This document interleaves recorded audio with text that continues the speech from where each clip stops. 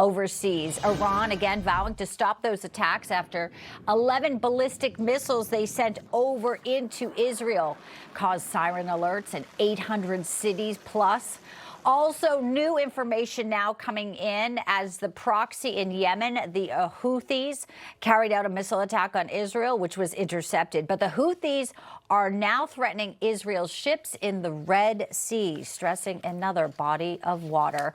Israel did retaliate from those strikes from the Houthis, military targets in western and central Iran, including a petrochemical site. But President Trump, of course, having none of this. He's been very vocal and starting his day off dark and early today, 5:30 a.m. with True Social posts. So let's take you out to Chief Washington Correspondent James Rosen. He's live right now at the White House with the very latest on what is happening, President Trump's response to all of the increased tensions. James, welcome in.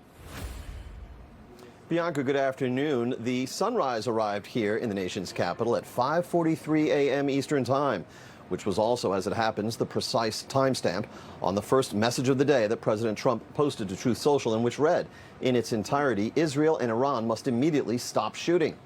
Less than an hour later, he elaborated, writing, and I quote, both sides, Israel and Iran, are looking to do an immediate ceasefire. Final negotiations on peace are proceeding, subject to ignorance or stupidity getting in its way. The blockade will remain in place and in full force and effect, the president added, until a final deal is reached. Things should move quickly, unquote.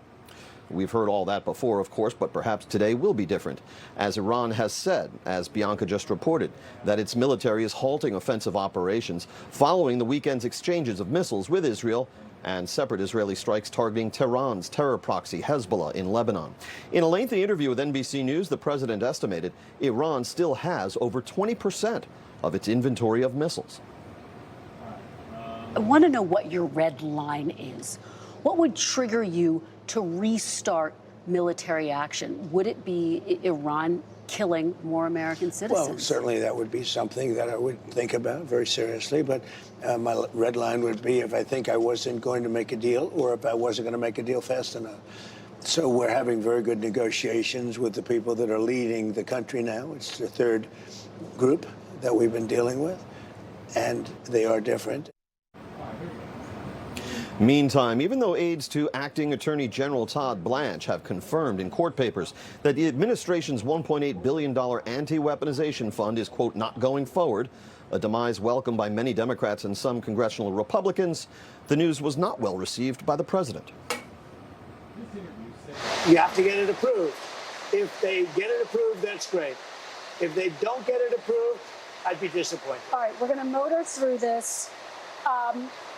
But you have to understand, people have been destroyed by crooked politicians, and they should be reimbursed for that. Do you think anyone who attacked police officers on January 6th should get taxpayer money? I wouldn't be inclined to say so, but I have to see it. That interview was cruising along toward 40 minutes in length when the subject turned to the 2020 election. Things got heated, and Mr. Trump abruptly terminated the session. And Meet the Press is crooked, and so is ABC and CBS and CNN. But Mr. President, you're one-sided crooked networks. All right, let's call it quits because I've had enough. Thank you, darling. Have a good time. Mr. President, let's please. I traveled all the way to Wisconsin. I've sat in the rain with you. I know. I've sat in the rain with you to for an hour, on and off in the rain, and I've given you enough time. You ought to straighten out your press because you know what? Mr. A country can never be great with a dishonest press.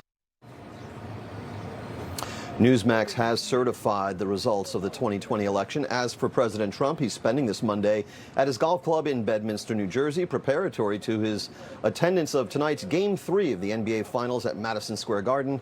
And Bianca, with all the solemnity, respect for the facts, and objectivity that this reporter knows how to conjure, go Knicks. That is all.